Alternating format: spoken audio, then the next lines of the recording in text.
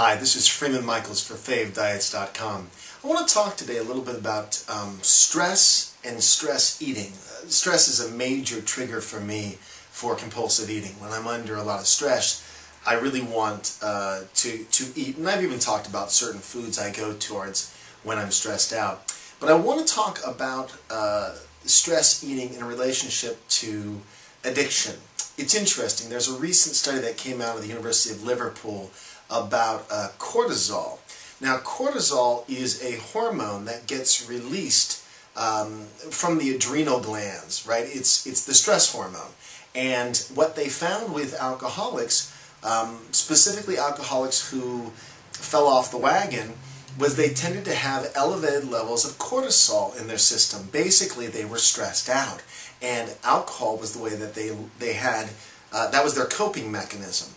And so physiologically, that makes sense. Now, no study's been done with overeaters, but I'm going to guess that for those of us that use food to cope with stress, there is in all likelihood an elevated level of cortisol in our bloodstream, right? And that, in fact, is probably linked. Again, no study, but I'll tell you from my experience, I'm a stress eater. Subsequently, I have learned to meditate, to really calm myself down and breathe between bites. When I'm under a lot of stress, I take a walk, I take a bath, I breathe, I interrupt the pattern, which is to go to food when I'm stressed out.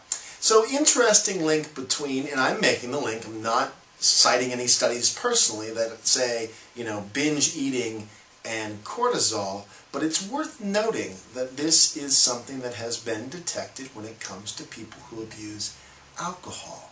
I'm going to guess, one man's opinion, that those of us who abuse food are probably coping in a very similar way with our stress as those who struggle with alcohol.